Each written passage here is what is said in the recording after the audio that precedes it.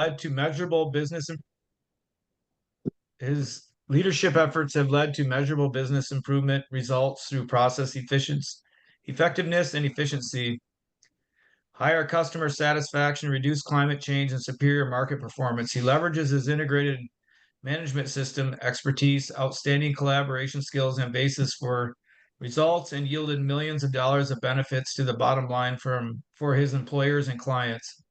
His primary focus is on strategic deployment and execution of organizational chic, continual improvement methodologies, incorporating simplification and risk-based thinking aspects with an emphasis on application of performance improvement.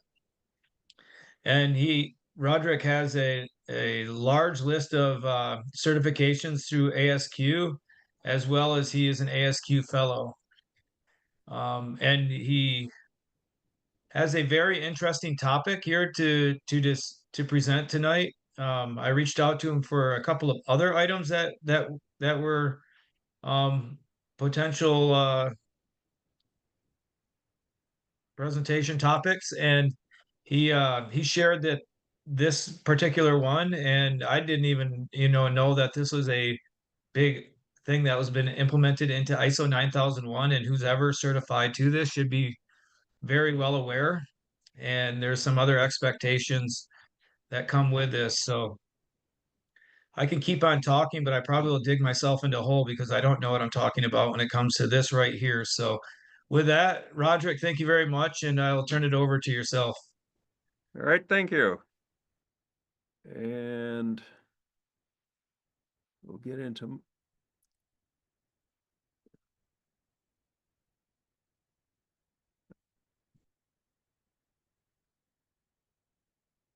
all right. I'm going to have to go out and reset that thing.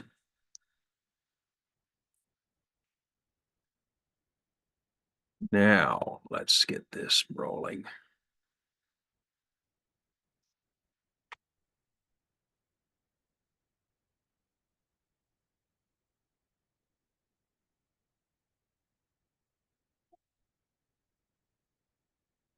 All right, hopefully people can see my slides now.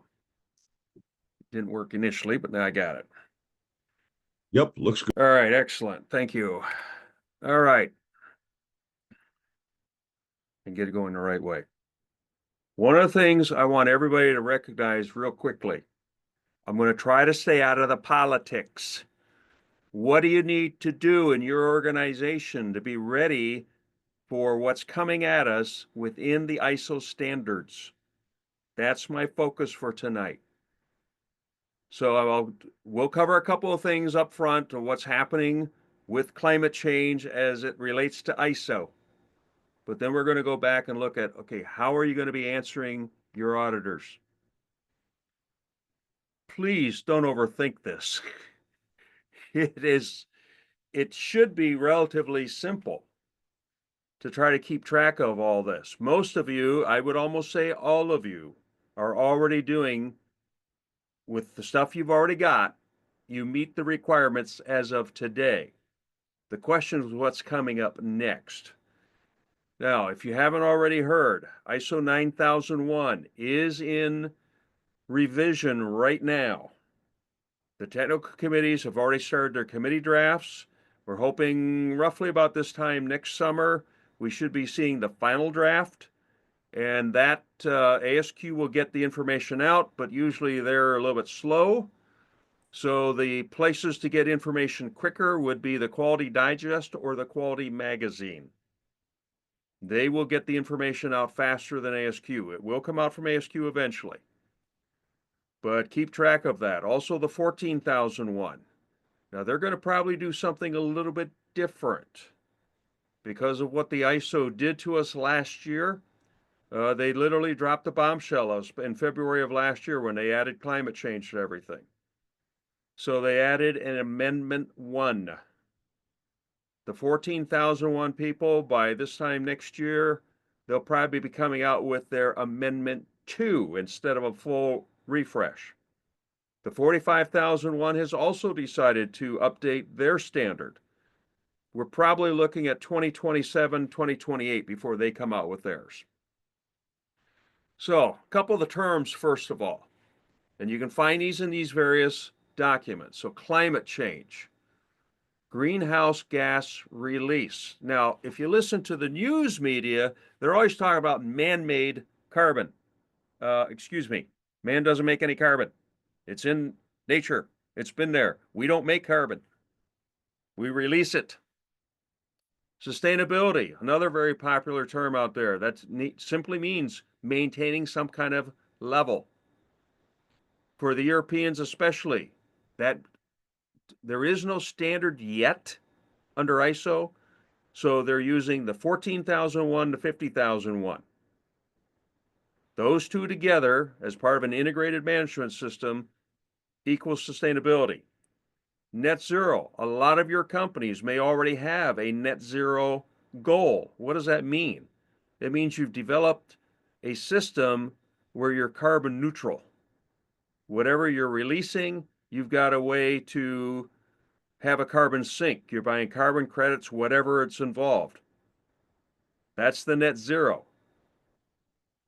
And for most of you, for most of the site managers, if they say net zero to me right now, they pass that particular requirement, that shall that's in 4.1. We'll talk about it in a few minutes. Your carbon footprint. All right, now finally, they used man-released greenhouse gases. Okay, that's what it should be. That's not what the news media keeps talking about, but what we're talking about is the extra greenhouse gases that man is releasing.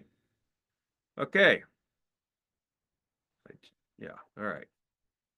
So what is in the Earth's atmosphere?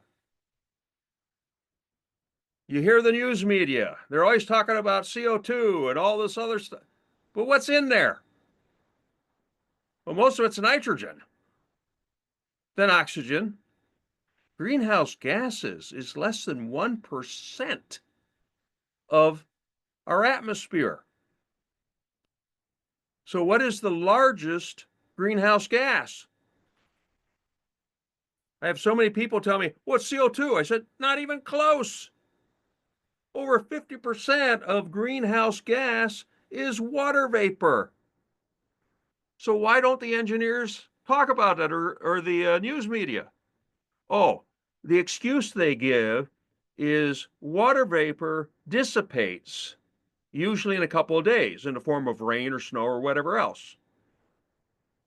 What they don't recognize is it replenishes itself.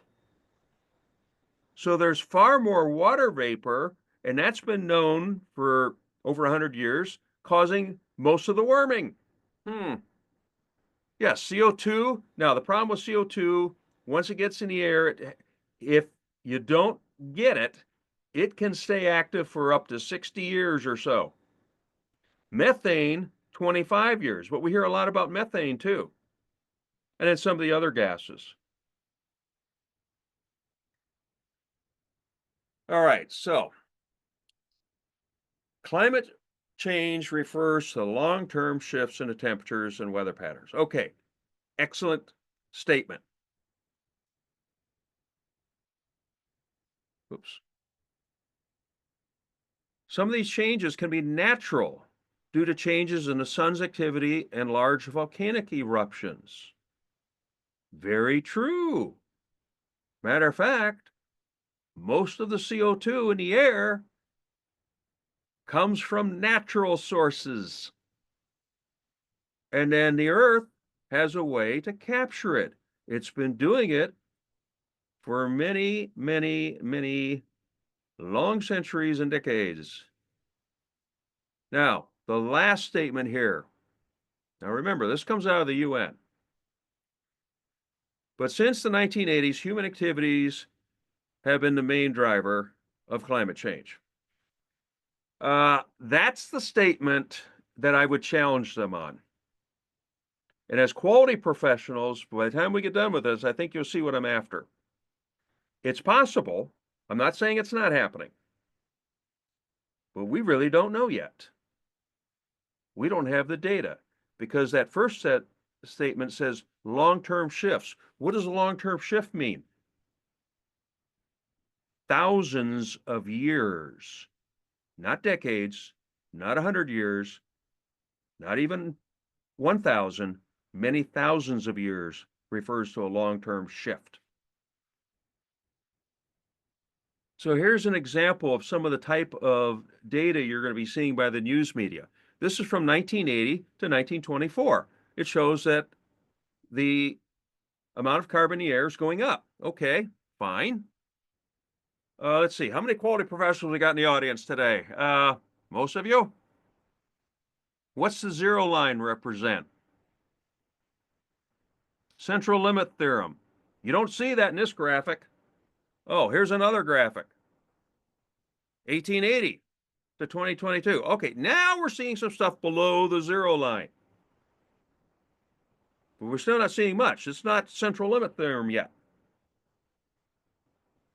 Oh, 2,000 years. Now we're starting to see a little bit more.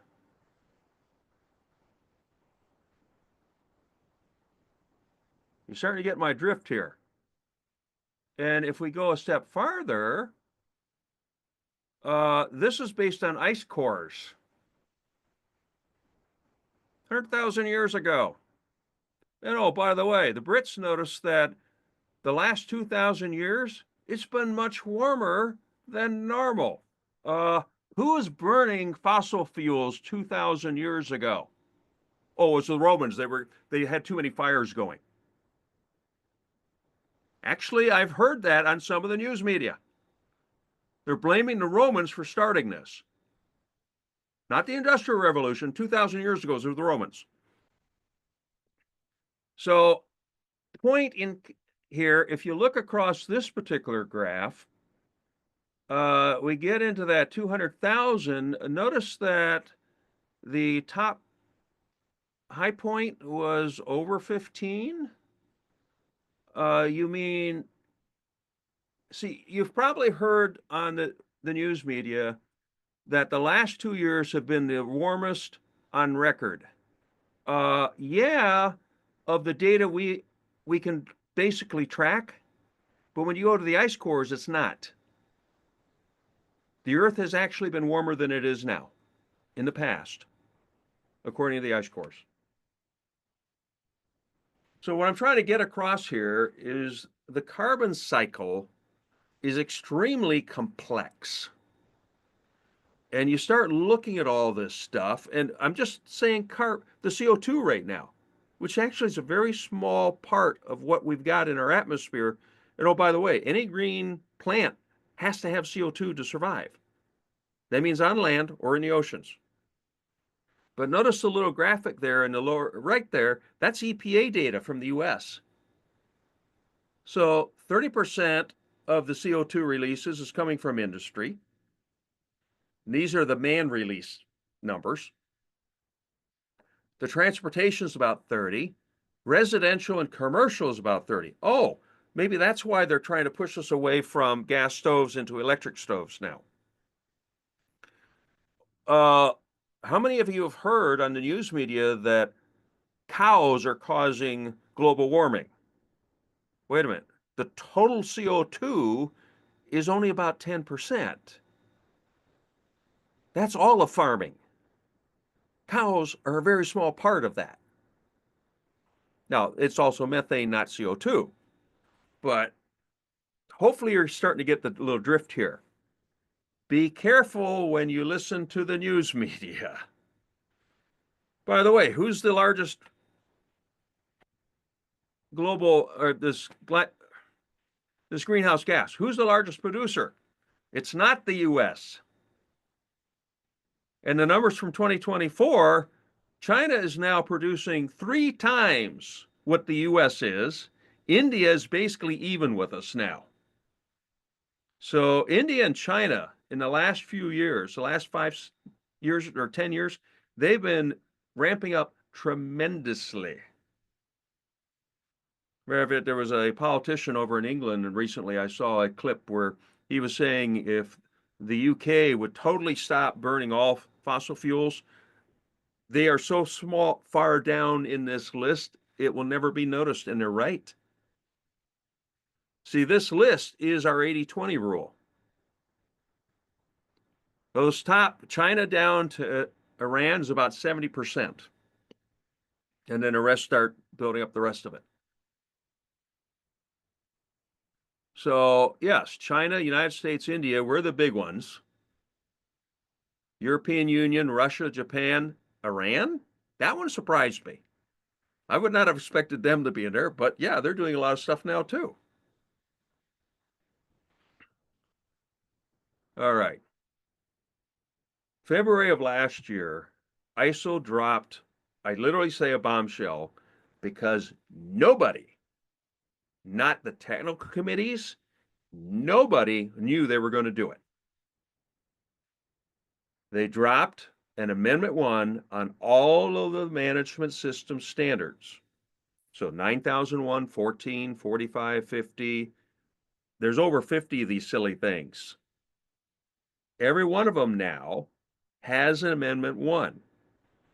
And basically, they added a clause 4.1, and they added a shall, and a 4.2, they added a note. It's the exact same for all of them. So what the technical committees have been doing now since last year is they've been trying to get caught up and get white papers produced, get ready for some of the transitions. So there's a lot of things coming yet that we won't know about probably until about the middle of next year. And that's why I'm saying pay attention to the Quality Magazine, Quality Digest, because that's where a lot of that's going to come out first. We will get it in the ASQ too. And what wasn't mentioned about me, I've been a member of ASQ for 42 years now. I've seen a lot happen. But what are you going to be doing in your organization to meet these requirements? Okay, 4.1. This is all these standards, not just 9,000. It's all of them. The organization shall determine whether climate change is a relevant issue. Well, what in the hell does that mean? Now, please note, it does not say you got to go and calculate greenhouse gases. You do not have to go out and set a net zero goal or target. It's not saying you have to do anything, but think about, is this have an impact on us? There is no actual requirement to do anything yet. The greenhouse people are going nuts over this. I had one guy from Australia in one of my presentations just berated me. You're making light of this. I said, no, I'm not. What does the standard actually say? You shall consider. It doesn't say you have to do anything yet. That's a key piece here.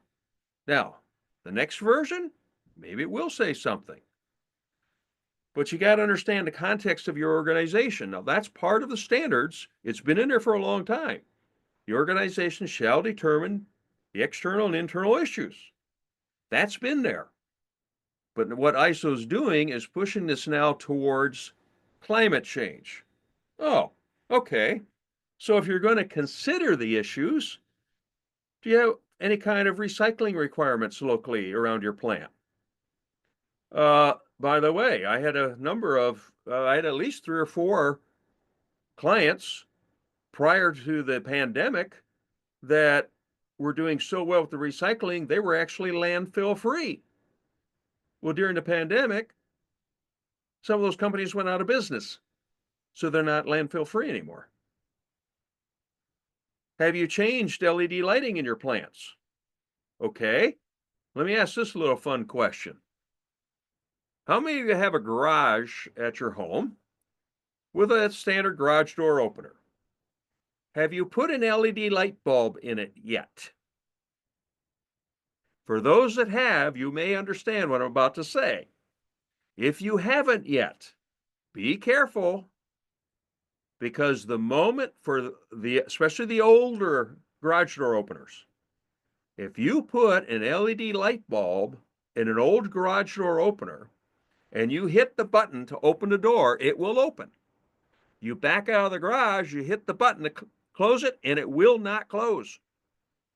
Because the LED light bulbs emit the same frequency as most of the old clickers.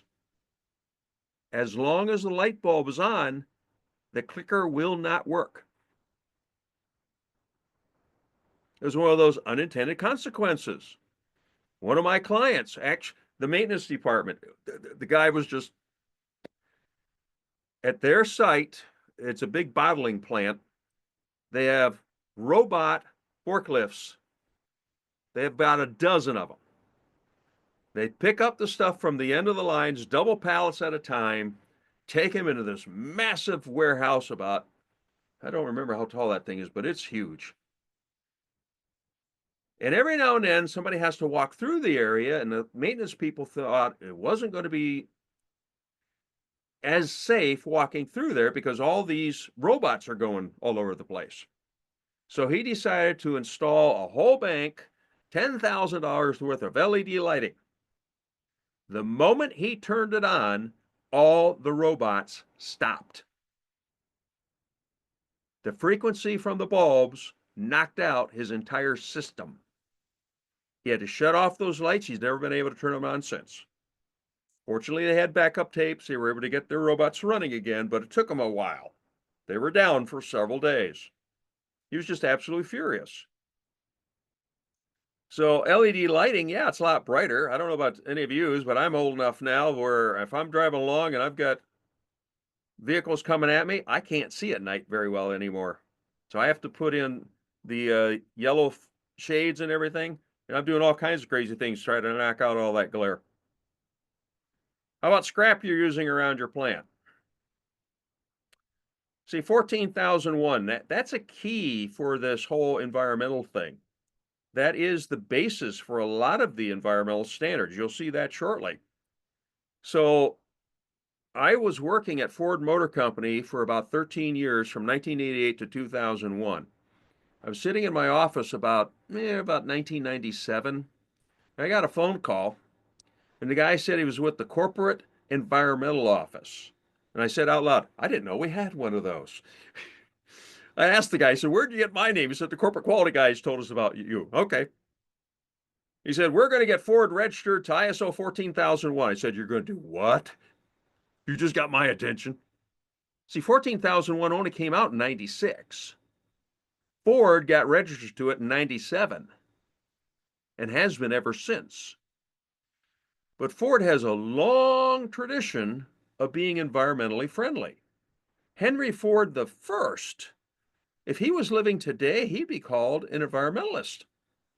When he first started the company, he didn't have a lot of money to buy a lot of stuff. So where did he get the wood to make his wood spoke wheels for the Model A's? He recycled the wood packaging that he was getting. He had his assembly plants. They were around the Detroit area primarily. Well, there was some electricity available, but the manufacturing plants, they were out farther and they didn't have electricity available to them. So how did they get power? He set them up around rivers and streams that would not freeze in the winter with water wheels. I actually worked in one of the plants. It had changed hands, but the water wheel and everything was still there, and I saw how it was all set up, and then I went over to Greenfield Village. Yep, same thing. So Ford was well known for doing a lot of things back then. If you are part of a larger corporation, there's a very good, especially if you're selling anything in Europe, there's a very good chance your company has already set net zero targets. Okay, if you've got them, that's what you got to train your site leaders to tell your auditor, because if you got that, you're golden right now. The last one was one that just came up recently. I was at a plant. They had about 10 acres, but only 5 acres was part of the plant. The other 5 acres was partially swamp and a little wooded area. And I said, what are you going to do with that land? And they're kind of looking at me. I said, have you ever heard of a carbon sink? That land's perfect. Swampland collects more carbon than a forest will. I said, it won't pay. It won't give you everything you need as for carbon credits, but it still could be used. So that's another big opportunity for a lot of people. If you've got green space around your plants, you might be able to utilize some of that. All right, clause 2, that's where this note is. Relevant interest parties can have requirements related for climate change. This is where I'm afraid. And heaven help any company that supplies products to the Disney Corporation or any other woke company. They're in serious trouble. But it's not just them. Ford Motor Company, after they got registered in 97 to the 14,001, they made it a requirement of all their suppliers have to be worldwide, have to be registered 14,001. BMW a few years ago made a requirement that all their suppliers had to be registered to the 45,001. That's the health and safety one. So this thing about your customers requiring is not necessarily new, but now we've got this risk of climate change. So there's potential things that are going to be coming down the pike. So who are your relative interested parties? They're the ones that are the most important. If you got any key customers out of Europe, they're probably going to be hitting you. Regulators, especially the EPA. North America, we've got OSHA and EPA. We all have to meet those requirements. Local governments. Look at some of the things California's been doing. You guys are a whole lot closer to it than I am. And there's any number of other types of things that could be coming down. So what are you going to do internally? Well, if you've got European customers, you got to start looking at, if you're 9001 only today, and they're going to start asking you for sustainability, well, maybe you want to at least consider the idea, should we add the 14 and or the 14 and the 50,000? Do you have customers that ship to Europe? Well, then there might be some requirements coming down the pike. So part of this is you don't always have to get registered though. If you're doing some of these things, you could tell your customers that you're compliant to these standards without being registered to them. So some of the terminology you're going to need to know. If you've never seen ISO 14050, you can get some of this off the web today. They have sample books. Back when I started talking about this, you could actually get the whole standard for free. I think they've cut back on some of that, but you can at least get some of the samples of this thing. But this starts giving you some of the terminology of what's going on. Now, note, the title in this was 1450. It's part of the 14 series. So 1401 is the auditable, and then all these others are either guidance documents or now verification documents. Okay, greenhouse gases, some of the terms that are in there. This is in the bib in the back of it. This is not even the total list now. There's a whole lot more. There's a bunch of them. And this 14,000 series, there's a lot happening with it, and there's more and more coming out all the time. So the 14067 and 68, those are the ones some of the European big companies, OEMs, are already telling their suppliers they want them to get registered to this. Well, excuse me, they're not auditable standards. What you would do is if your registrar is qualified for it, the one I'm working for, LRQA is, these are verification standards. And yes, we have people, now I'm not one of them, but we have people that can go in and verify that you're actually calculating the greenhouse gases properly, that you've done the climate change management properly. So these are additional standards. And I've got one large global chemical company. I warned them back last year, and sure enough, earlier this year, they called me, hey, Rod, we've got 3 big customers requiring us to do greenhouse gases. They want us to get registered to 14067. And I said, don't you dare. You are already 14,001 registered. You are also 9,001 registered. Go ahead and use any of the free websites out there to do the calculations and just tell your customers that you are now compliant.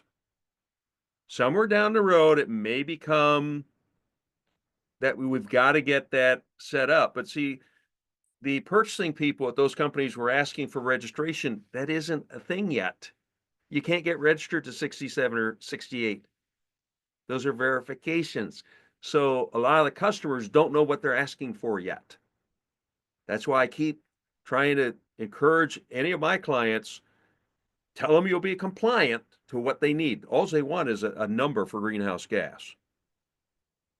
That's a whole nother topic. That might be another fun topic we could do. The GWP 100. Where did it come from? What is it? Let's see. How many of you know anything about Six Sigma? The 1.5 shift, and then that whole process of parts per million opportunities. If you ever get into the greenhouse gas calculation, you see the numbers all the time. Tons put out into the atmosphere. Yeah, based on a 100-year average. Give me a break, folks. It's so cockamamie, it's not even funny. Any good quality engineer is going to look at that and say, what in the hell are they doing? The 1.5 sigma shift, the automotive people already had that with PPPPK. We already calculated a shift factor. But Motorola wanted to do something special because they were dealing within the electronics and they didn't quite fit in what the automotive was doing at the time. So they went a different direction. Okay. But just recognize what it is that you're calculating. Greenhouse gas is a fun one. And then there's guidelines for addressing climate change. That's a guide that's out there now. So there's a lot of these different things. Now, what can you do?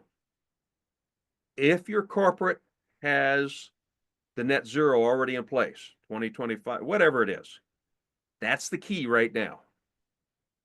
Are you going for zero landfill? Can you show sustainability because you're registered to 14 and or 14 and 50? These are some real simple things that if you have those in place, you meet the requirements today and probably for the next 4 or 5 years. You don't have to overthink this. And I've had to ask every single audit I've done since February of last year, every single site leader, what are you doing to consider climate change? Literally. I do these 1 to 2, sometimes 3 a week. I've done over 900 audits since 2013 for LRQA. Only one site leader failed. Now, okay, I came close last week. He was struggling. He looked at his EHS specialist and said, okay, what am I missing here? And that guy filled it in. I wasn't going to over stress him because he's part of a big corporation and I deal with them all the time. And I know they have a net zero program. They're going for it. I think theirs is 2030. But he struggled a little bit, but he got through it. But only one failed, and I did write a finding on him. So look at what you're already doing. And there's a lot of things that you could probably count. If you've installed LED lighting, that counts. If you're recycling, that counts. There's a lot of things you could be looking at. And there's clause, look at the various clause numbers that you're dealing with. Now, clause 8 is where you've got to actually do something. The others you're looking at, what are we talking about? What are we getting into? And just simply getting in the management review talking about, okay, are we impacting climate change in some way? And that's all the harder it has to be right now. But I run across this a lot where a lot of people are trying to overthink this. Now, I recognize there's another eye exam here, but look at the bottom. The Quality Magazine they've been doing quite a bit with trying to talk about climate change lately. And they came to me in 2023 and said, Rod, would you be willing to start up a series about internal auditing? I said, sure. So in 2023, I had 4 articles. Last year I had, I think 5 articles, and I've already submitted 4 articles for this year. Oh, by the way, 3 or 4 of them have to do with climate change now. Oh, and I said something about an embedded quiz. Let's see, most of the people online right now are quality professionals. Where have you seen my name before? Who's looked at the current April issue of Quality Progress. If you haven't yet, you're going to want to now. They surprised me. I have an article in Quality Progress this month, April, and it made the cover. First time I've ever been on a cover of Quality Progress. They didn't put my picture, but it's my article on climate change. There's a lot of information out there, folks. Try to utilize what you're already doing. Don't overthink this. Recycling, LED. What have you been, considering coordinating some of your shipments for the transportation folks? Air compressors. What have you done to see? I was tipped off back in the 1980s. The biggest energy hog in most plants are the air compressors. So, does your maintenance team have an ultrasonic tester? Oh, by the way, you can get those for about 50, 60 bucks. Get one. Go around the plant, get after those air leaks. Saves energy. And also saves money. For a lot of this stuff, it should add to your bottom line. That's the key reason you want to go after some of this stuff. Yeah, the standards ask for it, but the standard doesn't say what you have to do yet. A lot of this stuff you could be doing to save money for the company. Again, another eye test. This comes from another one of the Quality magazine articles. There's a whole bunch of things. Reduce, reuse, and recycle. That mantra has been around for a long time. We use it in Kaizen, we use it in Six Sigma, we use it in all kinds of problem-solving things. Have you ever utilized a spaghetti diagram inside your plant? Oh, maybe it's a technique you should have some of your internal auditors utilize. Are there ways to save in movement of equipment or product, which is going to save you money? Also improves climate change. What type of R&Ds are we doing? A couple of us were talking about that before we started the meeting tonight. What's the R&D people doing? Are there any high energy demand functions in your plant besides the air compressors? Sometimes people look at the HVAC systems. If the HVAC system isn't well maintained, it's going to probably use more energy. If a standard motor isn't properly lubricated, it's going to start running hot. It's going to use more energy. So a lot of preventive and or even predictive maintenance can help you save a lot of costs in your plant. Oh, and then you can use it for addressing climate change because they all fit together. Reduce, reuse, recycle. This has been around for a long time. Start using some of that. It's a matter of getting the people around your plant to start thinking about, okay, what are we doing that we could save some money? And if you're saving money, you're probably going to save energy. For energy management, ISO 50001, one of the common things I look at is all the doors and dock doors, man doors and dock doors. If you can see any daylight through them, you're losing energy. Oh, maybe it's time to update the seals. Sometimes it can be really simple stuff. And if you haven't ever seen this thing before, anybody ever heard of EPA Echo? Now, that's more on the 14,001 side, but the EPA has a countrywide database of all the permits and everything that your plant has to do for the EPA requirements for your state. You submit your data to the state, and the state uploads it into the ECHO website. So is it accurate? And how might some of the information in there be related to your site? So one plant I was working with, it was just during the end of the pandemic. I was doing a 14,001. I had to do it remote. And the EHS manager dutifully told me that he was facing a notice of violation, or NOV in their case, because his water samples had too much copper in them. So when it rained, The water coming off the roof was coming down. They would get a sample, and there was too much copper. And he couldn't figure out why. They had had their professional engineer in. They were trying to study all kinds of things, and they had some copper in their system, but should have been nowhere near the maximum that would cause them to get a notice of violation. Well, they were. And I asked him, have you ever looked at the EPA Echo? He said, what's that? So I took him online, I walked him through it, showed him how it worked and how his site, and oh, by the way, it works just like a Google Maps. Once we looked at his site, I said, now back out your view a little bit. Now, in EPA Echo, if you got a blue emblem by your name, that means you're in good shape. Well, he opened it up, and the plant right next to him was red. He said, what's that mean? I said, open it up, you'll see. See, he was a medium risk for environmental, and I'm required for medium or high risk. I have to go into the Echo before I even do the audit to see what's going on with not only that site, but then I look at the industrial neighbors, and I had already seen it. His industrial neighbor had had a 3-year running notice of violation for too much copper release into the air. He saw that and said, you've got to be kidding me. I said, yeah, that's where your copper's coming from. It was a combination of his neighbor releasing it to the air, thus getting on his roof, the copper off of his stacks, combined, coming down in the rainwater, and that's where his number was.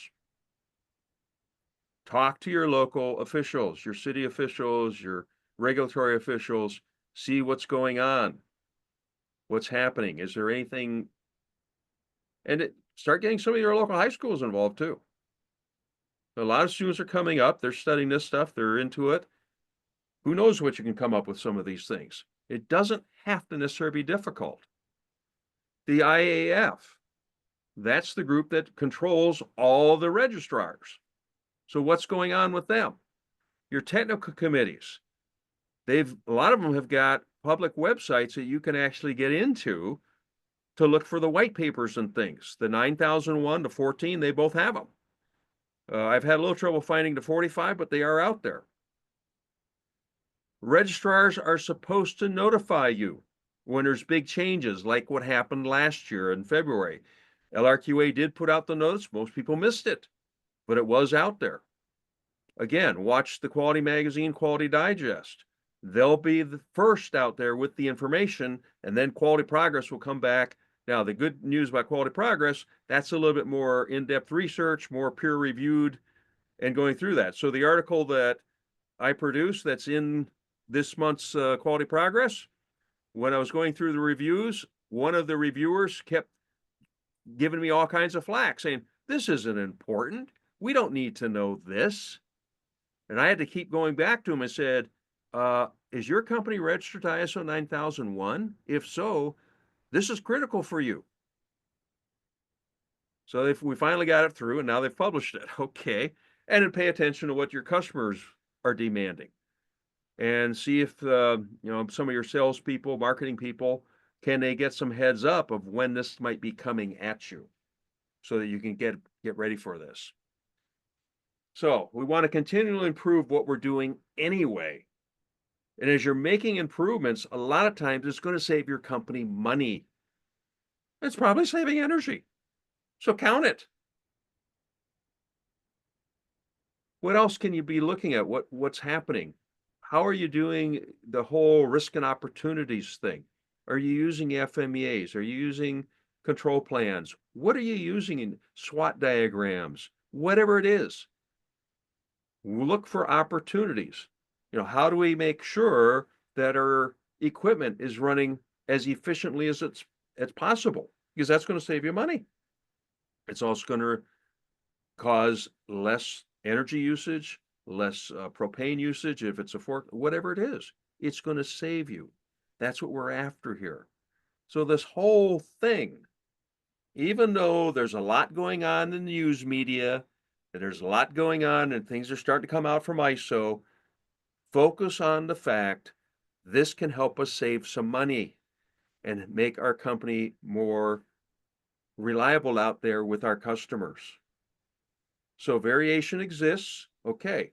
How do we reduce the variation? So your motors, how to make sure that you don't have hot spots or things and they're running efficiently? How do we continually improve and have customer satisfaction and focus on a lot of small wins? It's one of the reasons I've always, and anybody who's Googled me, you'll see what I get into out there. But I'm real big on the green belt stuff for Six Sigma. I would rather have an entire plant full of green belts than having one or two master black belts running around. I want everybody on my baseball team to be able to get on base consistently. The more small things you can have, the more you're going to have home run, the runs you're going to have. You're not going to have as many home runs, but you'll still win the games. Key thing is to have some fun doing this. I have a lot of fun. I enjoy getting involved with this. I just keep going at it, and I just keep at it. And I'm constantly looking at this stuff. So, okay. Before we get into Q&As, here's a couple of side notes for you. All right. Something the news media will never tell you about. The CO2 in our atmosphere has been pretty consistent ever since the world started. And if you looked at the graphics of how much CO2 is in the earth and in the oceans and everything else, yeah, over the last few years since the Industrial Revolution, it's been skyrocketing. Oh, how about the world population? When I put these two graphs together, I said, oh, really? So is it really that we're putting out more man-made CO2, or is it because we've just got that many more people? And then just this morning, I ran across this thing. And I said, you've got to be kidding me. There is a group out there, and they love to tout that in the last 5 years, all the time they've been fact-checked, they've never been wrong yet. So this was in this morning's stuff that I started going through. Global emission growth slows down? Hasn't reversed, but it has slowed down. So emissions last year, or in 2023, was only 1.1. But these scientists, oh, but there's still too much CO2 in the air. Well, yeah, but the Earth keeps pulling in. So a fun little fact. What is the largest source, not man-made, the largest source of CO2 in the world today? I have more fun asking people that. It's the oceans. Oh, the oceans cover 75% of the Earth. What's the largest carbon sink in the world today? It's oceans. The second largest release of CO2 after the oceans? Volcanoes.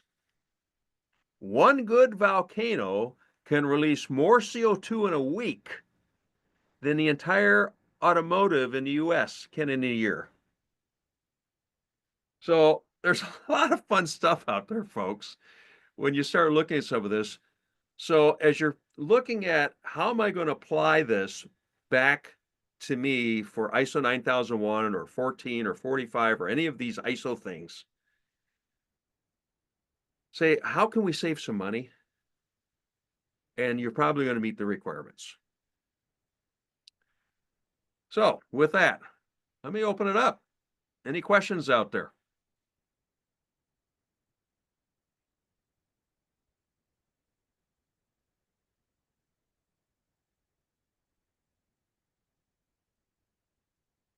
Remember, you do have to come off mute if you were on, but quiet group so far.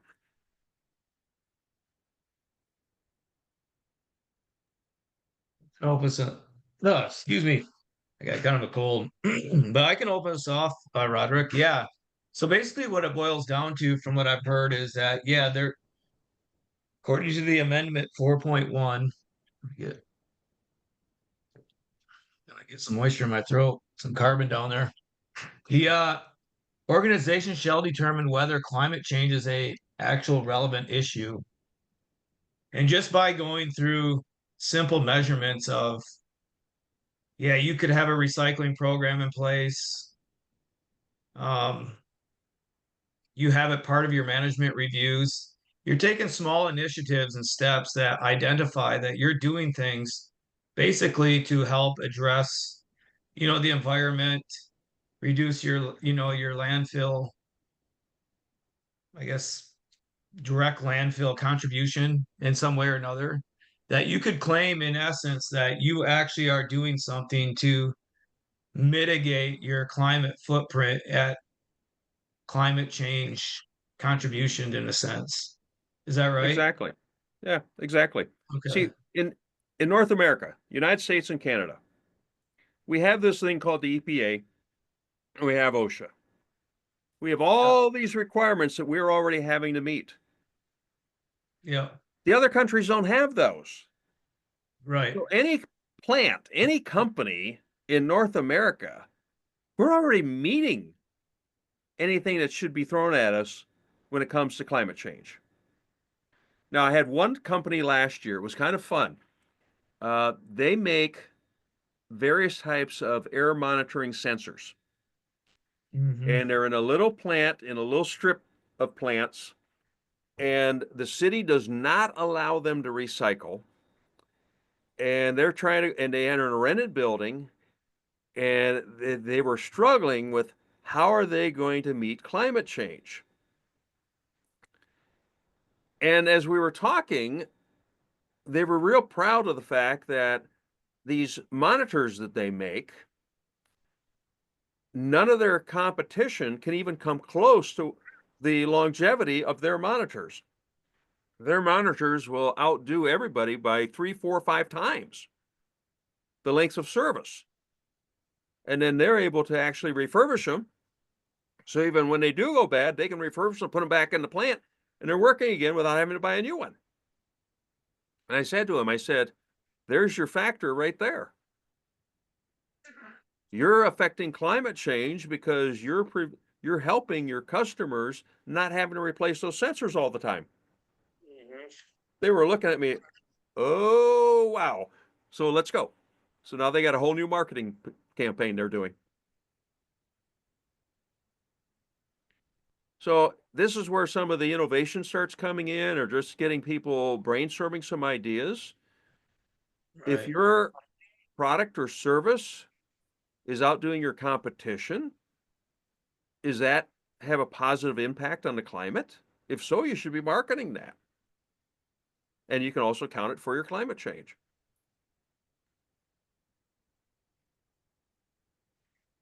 Do you have any idea what you think that some of the changes that are in the process of, or some of the revision of 9001, like potentially if they're going to affect any of what is existing Well, in regards to this topic, I guess? a lot of us were asking why ISO did this whole thing in the first place. And I don't think we've got a really definitive answer yet. But what seems to have come down is the World Health Organization. They have about 12 or so primary initiatives that they're trying to grapple with, from child labor laws to human trafficking to yada, yada, yada, yada. And they were trying to put a lot of pressure on ISO to do something to help the world. And as ISO was looking across it, the only thing that they thought could really fit properly into the standards was the idea of climate change. That's how it got in there. But the way they dumped it on everybody, and I do mean dumped. When I say bombshell, I'm not even kidding. I had a chance to talk with people from the different tags last year. They were all pretty furious because they kind of knew it was coming, but nobody knew it was going to get dumped the way it did. So everybody's been playing catch up. Now they've caught up pretty much now, and we're going forward with it. But now that they've released that Pandora's box, this is why the 14,001 people are thinking coming out with Amendment 2 now instead of going through the whole process. So they didn't want to go back and redo the whole standard like the 9,001 people are going to do and like the 45,000 was going to do, because to go through the whole process takes years. And the 14,001 got a late start to it. And because it is the basis of a lot of these requirements, that's at 14,000 series, there's a lot coming out. So they thought, okay, we'll just do an amendment too, because the 14,001 is, are you following the paths? It doesn't say you have to do anything, one right thing. That's where all the other validations or guidance documents come into play. So I'm not on any of the technical committees. I've tried to get on a couple times, but to be on a technical committee, the company you work for has got to be willing literally to give you 4 weeks of time every year, because they have 4 big meetings each year and they usually go 3 to 4 days. And I'm a fee-based employee. I'm a full-time auditor. My company doesn't want to give me that time off, so I haven't been able to do that yet. Someday, if I become a contractor, then I might just do it. But right now, I'm still a full-timer. I can't do it. I have But a I've been on question. committees like that before. Yeah. Yes. Hi, Becky? yes.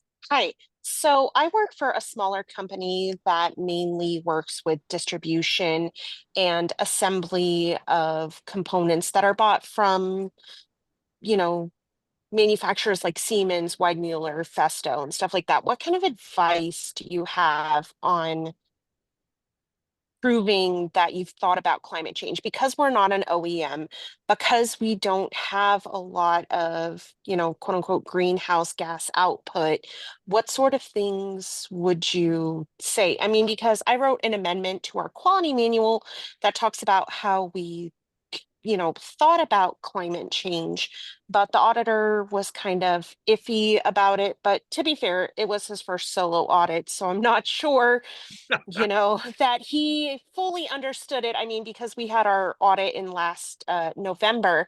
So about, 9 months after the amendment was introduced. So it was still really new for everybody. But what sort of advice do you have for a smaller company? Because you talk about these large corporations who are OEMs and use raw materials and stuff like that. And that's not necessarily something that fits with everybody. Exactly. And in your case, it's going to be real simple. Yeah. You're not creating a lot of greenhouse gases to start with. Hmm. So you're not Right. having to come up with a whole lot of ideas how to get around it. And depending on how much you've actually got out there, you may not even have to worry about buying carbon credits. Right. Yeah. So if you can show that you're trying to consolidate shipments, that's a big one, because again, 30% of it's coming out of transportation. And so with centralized distribution, because that's a model that our company recently moved to, that would be something I can show the auditor. Absolutely, because you're less energy to run the Consolidating. trucks. Right. If Okay. you're recycling, if you've Yeah. got a net zero goal, and even if it's kind of wishy-washy, say, hey, we're going to be carbon neutral by 2040. Give you Right. plenty of time to think it through that way. Yeah. There's a Yeah. lot of ways No, to I play mean, this. yeah, I mean, because very small, when I'm talking small, I'm talking about 30 to 40 mil a year, small. So The other thing, definitely. depending if you've got some engineers who might be interested in playing with it, Hmm. there's a number of websites out there that you can utilize to actually calculate the greenhouse gas from your company based on your utility bills. Okay. So Okay. go find one of those free websites. Now, it takes a lot of time. That's why you're going to have find somebody who wants to play in that. Oh, quality professionals are kind of the folks that try to get into that kind of stuff. Yeah, yeah, and that would how it have to be at my company, So because we're, yeah, find one of those sites out there. You can do okay, all kinds of Googling. I don't have any specific one I would recommend right now, but okay, get one of those sites, see how the calculations are done. Again, I said it was based on a 100-year average, but you'll okay, see how that plays out. Do an initial stab at calculating your greenhouse gas, basically show that to the auditor. Most, and you're right, a lot of auditors don't have a background on this stuff. They don't know right, what they're supposed to look at. And right, now I studied environmental science in my college degree back in the 70s. A lot of what they're talking about today, we knew back then, Right. but we weren't worried about it like they are today. So it's whatever the news media gravitates to, they make a big hysteria out of it, and it Mm-hmm. doesn't need to be. Right. So in your case, yeah, yours should be relatively simple. You don't have to Okay. overthink it. Take Right. a stab at do a greenhouse gas calculation, because then if anybody did ask you, you would have that to Yeah. show them. So Yeah. that stops a lot of the discussion right there, just with that one thing. Yeah, I mean, because the auditor did ask about that, and I had very much on the fly written the appendix, and it was very much overthought, you try to do a little bit too much, and but now that we've been in it almost over a year, it's trying to really figure out where our foothold is on it. And so now finding out where a smaller company fits into it, now that everybody's got a little bit more, gravel under their feet. And you raise another very key point, Becky. Anytime any ISO auditor Hmm. starts asking something, especially if they're kind of threatening to write a finding, Yeah. they're required through their registrars to demonstrate to you why they think something is a finding. Yeah. And if you disagree with them, Oh, especially I in can something fight them. like climate change, because the standards don't say you have to do anything yet. I just got to consider. Yeah, that Yeah, your management team also got to say, yeah, I considered it. You don't have I to tell me considered it. what. It's great. Yeah. Yeah. So if they do write a finding on you, it's part of that IAF thing is that you can appeal that finding. Yeah. No, and that's something that I think because the auditor was a little green, and I don't know if he was trying to puff his chest or, have a good show for his first solo audit, but I've been doing this over a decade now. And so I was just like, okay, we've addressed it. It's obviously, that we've considered it. We have an amendment to our quality manual about it. Let's revisit this next year when we've had a full management review, when we've been able to, go more in depth about it. Exactly. Yeah. So No. when 9001 2015 first came out, 7.13 talked about the infrastructure. Hmm. And in there, I ended up writing 3 different times that I wrote findings that the forklifts hadn't been inspected properly at the start of shift. Hmm. So those three, now I actually wrote it quite more than that, but 3 times I got appealed. I won all 3 of them Okay. because in the case of a piece of equipment that is used to do production, Hmm. that is now part of the 9001. Now I can't Yes. count an eye wash station or a fire extinguisher or anything like that. That's strictly safety. Right. But an inspection of a forklift, a hoist and Hmm. crane, anything like that, Yeah. that's required. I can write that under 14,000, or excuse me, 45,001 or 9,000 now. Yeah. No, and I did that for a ladder to pull product off the shelf. So I totally get it. Yeah, in your case, yeah, ladders would be used on a daily basis. Now, I Yep. wouldn't write it against a maintenance ladder because it No. may or may not get, yeah, but if you're At a you're production pulling ladder, a stuff off the shipping ladder? shelves, Oh yeah. yeah, Production or shipping? Oh, for the warehouse? Definitely. No. But thank you so much. I appreciate it. okay, good luck with it. Thank you.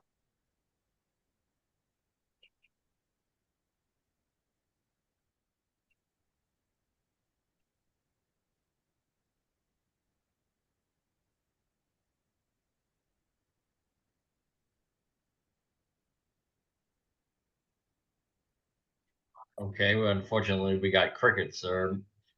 I mean, this is a pretty appropriate topic for these days. That's why I pushed it to 2. Well, the So, fun part on this is, yes, it's a pretty important topic, but a lot of people have been trying to overthink this and they don't have to. So that's what I'm trying to do with all my writings and everything, is try to bring it down. What are the simple things we can do to help our company, save us money, and still meet the requirements?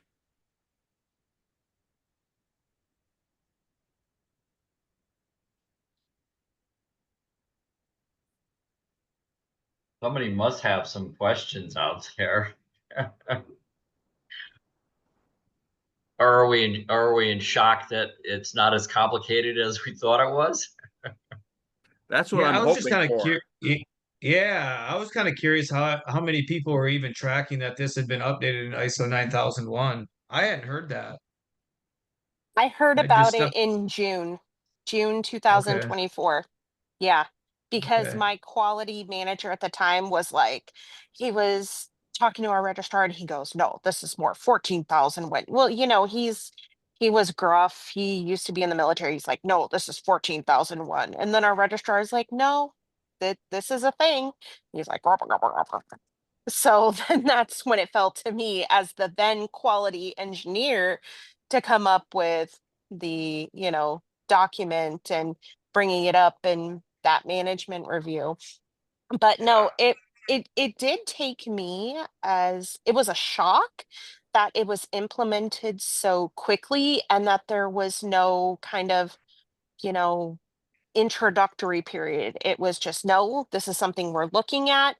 We're going to give you guys basically a bye week, a bye year during the audit to get it together, but there's no introductory. And it was just like, whoa, this, to me, this kind of came out of left field. I mean, of course, there had been rumblings, but it just, when it was officially put in as amendment, I mean, us as a smaller company, we were like, whoa, okay, And we're this is why doing I call this. it the bombshell, because there Definitely, was nothing. definitely. It was the moment it came out, I, as an auditor, was told Hmm. I had to start auditing it right away. Yes. And I did put something in the slides, but just to remind everybody, if you Hmm. don't already have a copy of any of these amendments, simply go to ISO.org, put in whatever standard you've got. Hmm. The first one that will come up will be the full standard. The second one, look for your number, Amendment 1, and they use AMD, Amendment 1. That's free. You can download it for free. But it has the same word verbiage that I've got in my slides, the 4.1 and the 4.2 note. But it's exactly the same.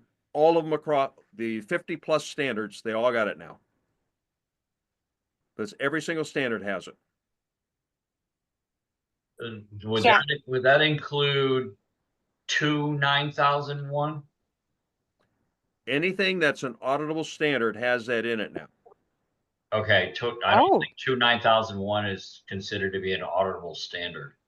So yeah, if That's the QMS for the oil and gas industry.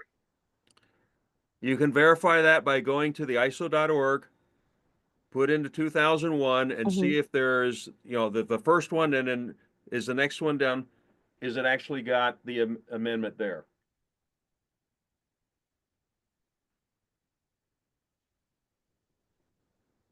Right, I'm actually going right now over to it. Probably not applicable. Because I've 22,001. talked, we deal in the oil and gas industry for our pumps. And so that one of the things that we were looking at was the 9001 standard, which has some addition, because it's a sector standard.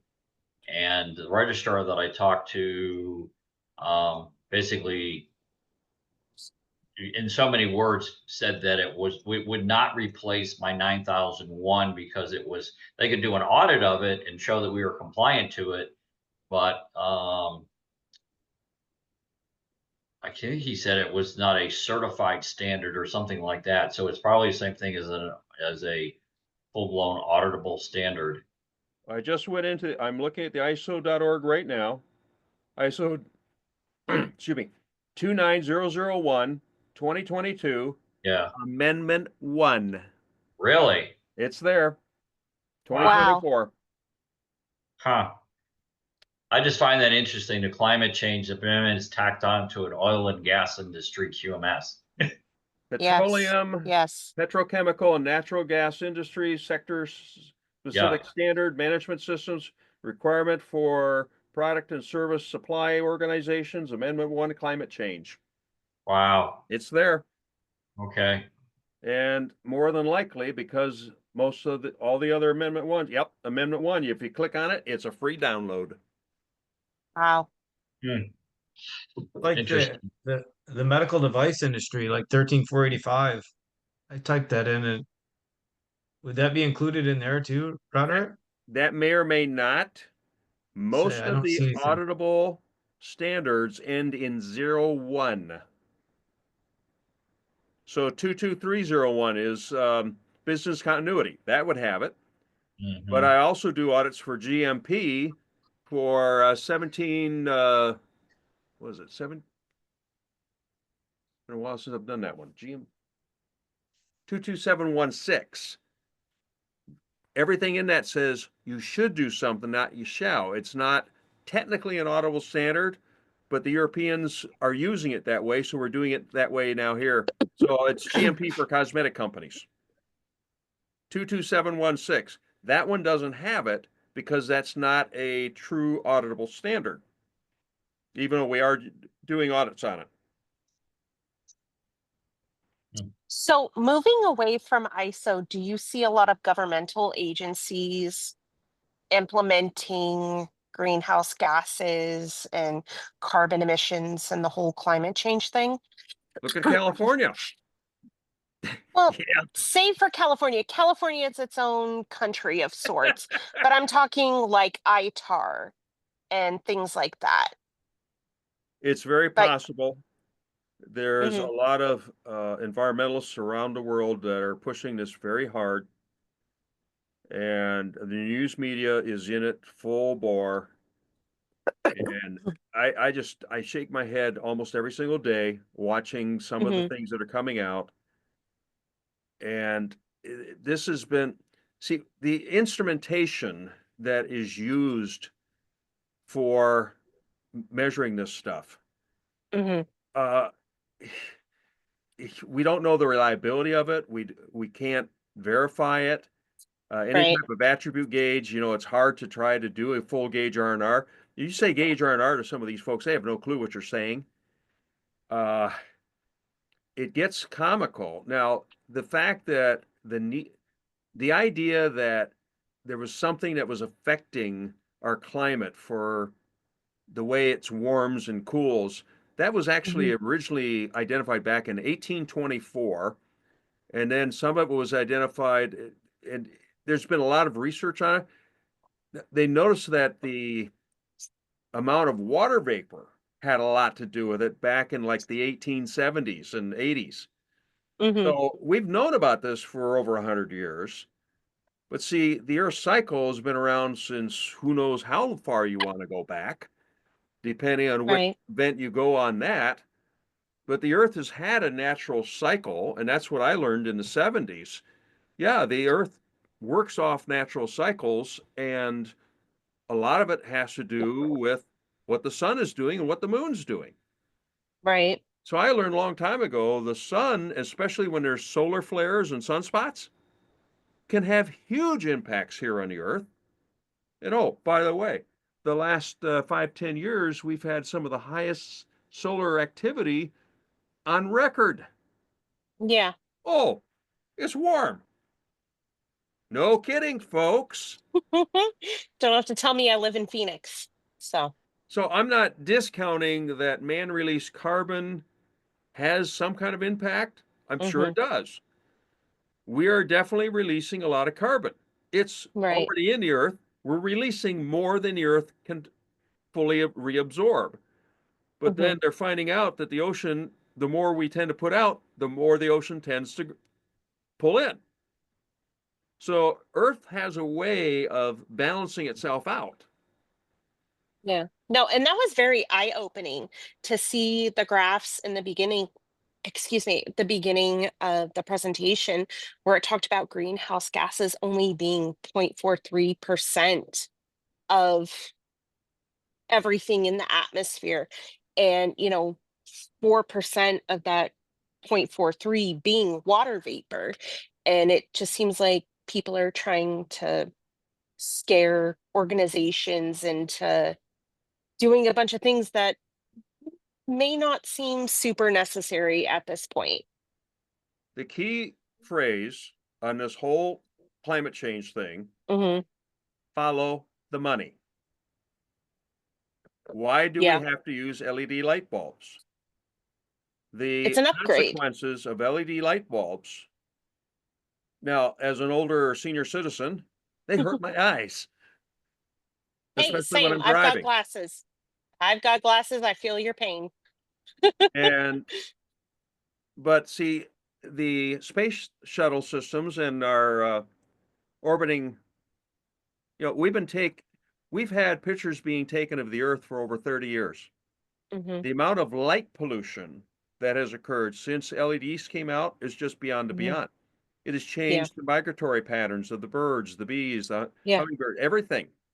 Hmm. Uh, the turtles, especially around Florida, they're Yeah. not, if you live on a area where there's turtles, you're not allowed to have any light showing at all for like 4 or 5 months a year, Oh, wow. because any light on your house or street light or anything else, the turtles, when they hatch, would go to the brightest light. Oh, So all those would be inland. They need the turtles to go out to the ocean. right. They need to follow the moon. Yeah. So the amount of light pollution, and oh, by the way, yeah, the bulbs cost a lot more, but they're supposed to last 30 years. Well, my wife and I built our second farmhouse. We had 9 LED bulbs in the kitchen. In less than 2 years, one of them burned out. Oh, So yeah. the bathtub curb's a little bit different for LED light bulbs, but it's still there. Yeah. So they don't last as long as they claim they're supposed to. Yeah. No, when I worked for a larger corporations before they had moved to LEDs, which were very bright and very, uh, dare I say the word, offensive to some of the people in the office, I mean, they were still changing them almost on the same cycle that they were changing the other halogen bulbs and the other light bulbs that they were using. So, yeah, no, but what you were saying, specifically talking about the garage door openers and the bulbs, I was like, wow, I definitely need to keep that in mind because that was not something I would have ever thought about. And it's something that I will definitely spread amongst my coworkers because who knows? And especially my in-laws, I'm sure if they try to do that, that would be, I yeah. picked that up from some of my clients. I learned from my clients. And I mentioned that at a plant, and the site leader said, I wonder if that's my problem. It He very went well could home. be. He went home that night. He had just Wow. inserted an LED light bulb in his garage door and it wasn't working right. He took it out, put a old bulb in. He came in the next morning and said, yep, my garage door's working again. Wow. That is crazy. I love that, but that is crazy. Yes, no. But yeah, this whole thing, you know, uh, electric vehicles. There's Mm-hmm. a whole debate going on out there that you don't hear about in the news media too much. If an electric vehicle catches on fire, Mm. there is no way to put it out. No. Fire departments can't. And if you've got a battery charging for an electric vehicle in your garage, it means your home insurance is going to go sky high Yep. because the probability is now that somewhere along the line it's going to catch fire in your Yeah. garage and there goes your whole house because they can't put it out. Yeah. No. And actually, my neighbor has an electric vehicle and they charge it outside their garage. They have the plugs out there and it's parked in the driveway every day. So that makes its fiscal sense. And that's what a lot of people are doing. Yeah. But see, I live in Michigan. So especially if you're in northern Michigan, a lot of people don't like that. No, no, I used to live in Illinois, so I get it. Yeah, no. And I also just have to say, I love the sign in the background, caution auditor crossing. I might need to find one for my office. Yes, I got that at an ASQ national conference one year. I love it. And when I went to work for LRQA in 2013, I said to my wife, I think I remember having something. And I went down to the basement and found it. Yep, it's been up ever since. That is great. No, I love that. Definitely. And thank you. This has been a wonderful presentation. And actually, I'm going to watch this again tomorrow because I'm sitting on my porch right now, after work.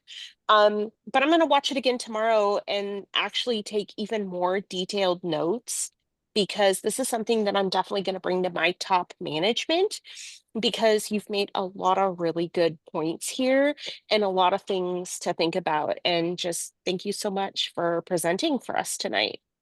Well, thank you very much. I'm honored to assist. I have already given the section leaders the PDF of these slides, so they are available to you. Wonderful. And just pay attention to some of the other things. Like I said, the Quality Progress has an article, similar stuff we're talking about right here. Mhm. And they even put me on the cover, which was a huge surprise for me. But Huge honor. I've Yes, had huge honor. numerous Yeah. articles in the Quality Magazine.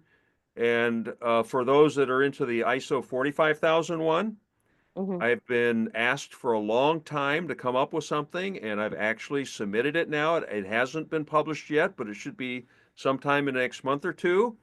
Hmm. Internal Auditor OSHA 101. Oh, What questions should the internal auditors be thinking about to prevent me, the outside guy, writing findings? I love that. That could be a whole nother topic in and of itself. It really could, and I would be there to hear every minute of it. It's been wonderful. But that hopefully will be out fairly soon. Wonderful. One other question. Do you see the climate change requirement getting stricter in the future? The probability is yes. But again, I'm not on any of the technical committees, and even if I was, I wouldn't be allowed to Hmm. talk about it. Of But course. we're getting some under the table information. Hmm. So what we've been told is that the ISO 9001 technical committees, they're going to kind of leave the climate change where it is at the moment, Hmm. but they're going to add a new requirement for the auditors to have to evaluate culture in the company In regards to climate change or just in general? in general.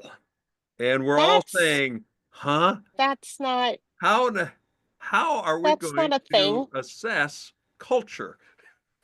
What's the benchmark for that? Uh, uh, Good question. Well, if Roderick doesn't know, then oh my gosh, we're all messed up. Yeah, that one, I'm keeping my ears open for that one. I'll be all Yeah. over it if it does come out, but Okay. that one is going to be fascinating. Now, I've got some ideas around it, Yes. but I have no idea where that may be going yet until I see it in print.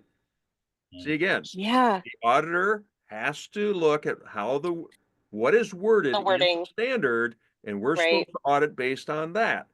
That's why Right. any auditor trying to tell you you've got to do greenhouse gas or this or that. No, the standard just say you have to consider it. That's all. Right. So if No. nothing else, in your management review, barring any other thing, just in your management review, make a statement. Management has considered the importance of climate change. That's all. Yep. That's all the standard Yep. asks for. Right. Right. Make it No, but simple on I'm yourself. I'm still stuck on the culture thing and I'm very, very interested. I'm sure everybody on the call is as well to hear where that's gonna go, because that's gonna be a tricky, tricky thing. Hopefully, by the middle of next summer, we will have what is called the final draft. Fingers fingers crossed, because that's been coming out for a few years now, the final draft. Well, the first committee draft failed for the 9001. Right. So that pushed it. They were initially going to have it out by the end of this year, Hmm. but because the first draft failed, and it might have had something to do with climate change or the The culture, I don't culture. know. But Yeah. it has all been pushed back, so they're planning to hopefully have the 9001 2026 available in October, November, December next year. But we should, if that's going to happen, we should have a final draft Hmm. June, July. So that I'll I be, as can't wait soon to as I see get it. my hands on it, I'm going to be all over that thing to see, okay, what are they doing? And what might this mean? Oh, same. Yes, no, definitely. No, but thank you again. I know I kind of blubbered on with questions, but thank you so much. Okay, thank you. So does anybody else want to add anything or any more questions for Rod?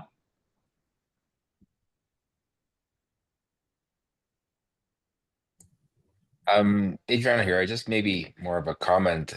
I think, it sounds like there's certain components to the change that, are questionable, I think, to put it nicely.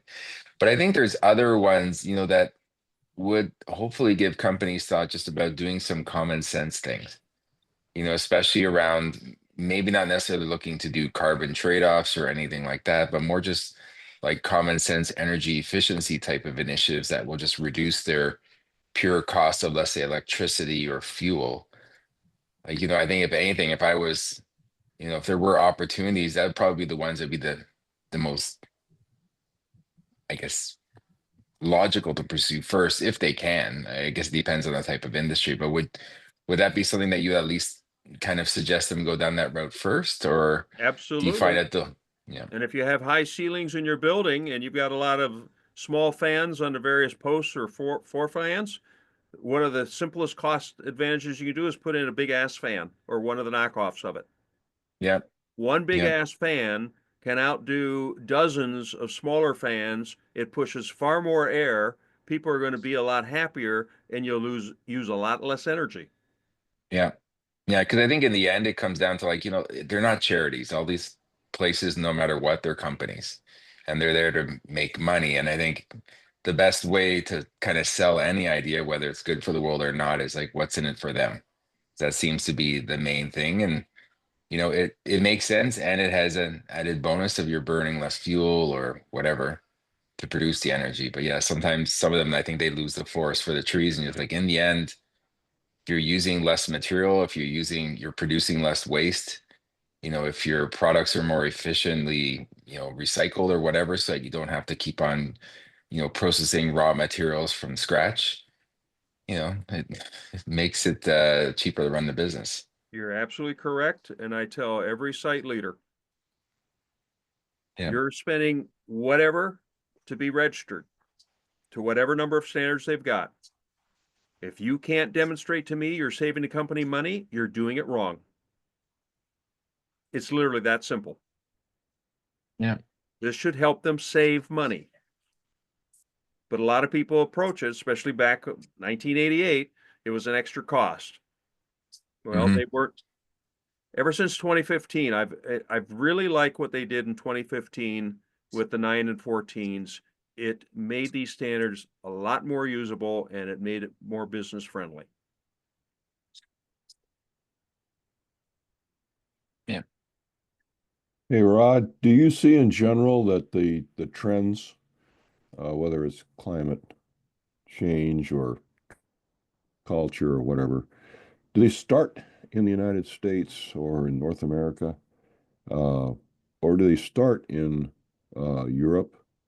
I mean, we all know that a bunch of stuff in the 60s and 70s started in Japan, but where do you see these major changes in how we look at management systems and industrial operations migrating from?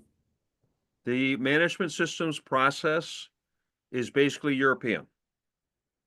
The British Standards Institute, they love to claim that they started the whole thing with the British Standard 5750.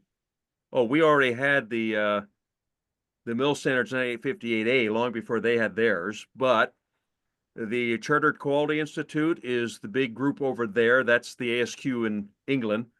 They've been around since about 1900. So they do predate ASQ.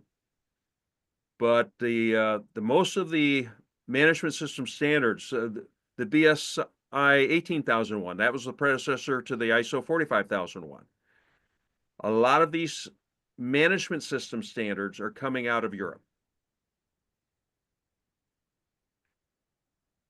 Do you have Now, any the case, comments with respect to the EFQM? I'm sorry? Do you have any comments with respect to the European Foundation for Quality Management and their efforts? Well, yeah, they're pushing this. When ISO first came out with the ISO 9001 and that whole series, the 9002, 3, 4, it was never their intent back then to have the proliferation of these standards the way we see it today. But what ISO did back in 1988, Ford had the same problem. We had this thing called Advanced Product Quality Planning. I was actually the team chair when that book was published for the automotive industry. The moment that book was published, it got out into the field and every site leader was throwing it at the quality managers, and that wasn't the intent of that. It was the production engineers. So if I had a magic wand, I'd go back and change the name to Advanced Product Planning. But see, ASQ always called it Advanced Quality Planning. So, but what happened is when the 9001 came out, it was truly about the quality department, not the business, like it is in 2015.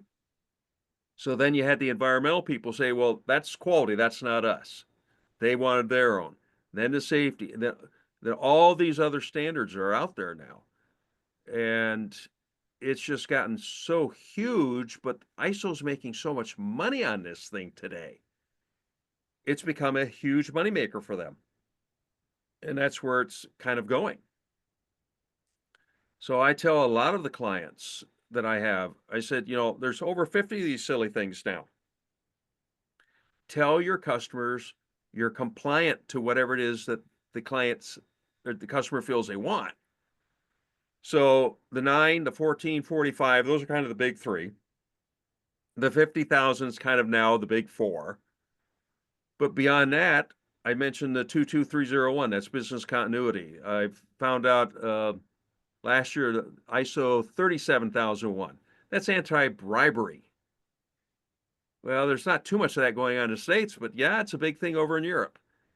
And they just go on and on and on. The 27,001, that's the cybersecurity stuff.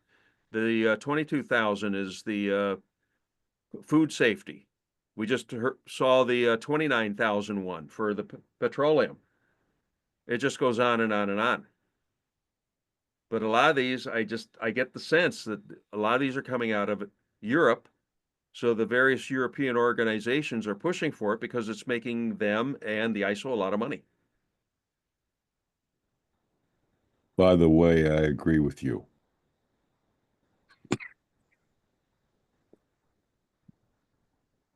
For what it's worth.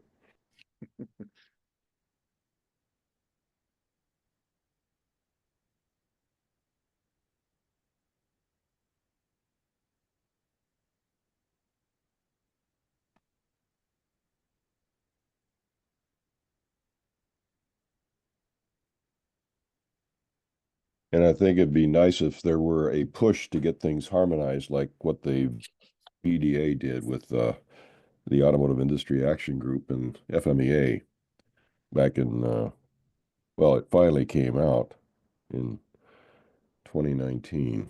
Well, you've got the FMEA handbook, but still you've got Ford and I forget, there's a German group. I don't know if it's BMW. They've decided they want to stay with the FMEA manual instead of the handbook. Oh, really? Yeah. Ford does not recognize the FMEA handbook. They are staying with the manual. And yeah, there's a whole discussion in that because I was in Ford in those years. I was at Ford when the QS 9000 first came out. And a little tidbit, if you actually had a draft document of the QS 9000, which I do, it said QSR 9000, Quality Systems Requirement 9000. So how did it get transitioned from QSR 9000 down to QS 9000? Don't overthink this. There was a registrar back then called Quality Systems Registrar, QSR. They sent a letter to the task force saying, if you use QSR, we're going to sue you. Oh, wow. Oh, That was about the most stupid marketing ploy they could have ever done. wow. And I actually had a chance because when the QS 9000 first came out, the task force, because we didn't have the IATF back then, they had a requirement that if you were going to do audits in the automotive sector, you had to have at least a manager or a hire from Ford, GM, or Chrysler on your board of governance. I was on 2 different registrars. I worked with one for 2 years, and that was the limit. And then I went to the second one. And the second one was the one I just mentioned. The first day I showed up at their office, I walked in the office, I looked at the staff, I said, "Who wrote the letter?" They all looked at me and said, "Oh, crap, he knows." They said, "Prior management." I said, "Good." I Hmm. never did get my hands on a copy of that letter, though. I always wanted one, but never did get it. Yeah. But that was a stupid marketing ploy back then. Well, it'd be nice if some of this stuff got harmonized, I'll tell you. All fractionated like that. It doesn't play well either in the C line or in the boardroom. And Well, I all think through it's, the 80s, the whole idea of the FMEA manuals, finally, it was, I think, the 3rd edition, and then it carried over into the 4th edition. They actually had to put it right in the manual that the RPN was not to have a target value, because Ford, yes. GM, and Chrysler all mandated, all the SQA engineers mandated it had to be 100 or less. Mhm. And it was so stupid. I was brought into Ford to fight against some of that. And when I left Ford in 2001, I ended up going to work for a major OEM in 2006, 2007. And on my FMEA, we had it set up with one of the major OEMs, and it was OEM designed, owned, and tool owned. And one of the RPNs was 800, and I left it. I got Mm, crucified every which way but loose, but boy, it saved my company literally millions of dollars. mm, Because sure enough, the problem developed in that area. It was in the exact same area as that issue on the FMA, but it wasn't because of that issue. But I didn't say anything to anybody, let them figure it out. But I literally carried a copy of that FMA in my back pocket. I went into the OEM plant a couple times a week. I got 98% of all the write-ups rescinded. yeah. Because it was on the FMEA, it was OEM owned, OEM tools, their design. I had no control on it, and I wasn't going to artificially lower it because they would have made me then create a whole new set of tooling. Yeah. And that it wasn't not only going to impact my part, but it was going to impact the mating parts. So I would have ended up having to pay for multiple tools to fix their problem. Yeah. Well, I worked for the General Motors guys for several years in the early 80s. And after the entire thing had been engineered, the design was released.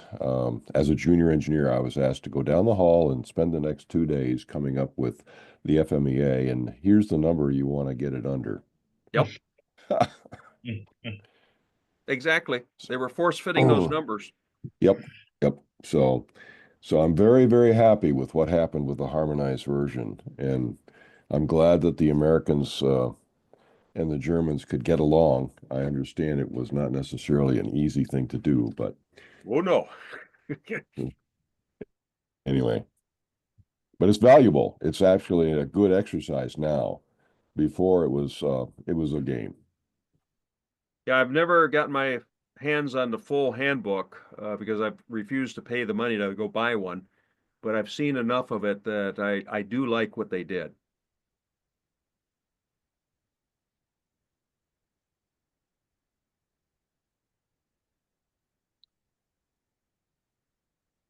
Well, barring anything else, I was honored to be asked to present to everybody tonight. I had a lot of fun with this.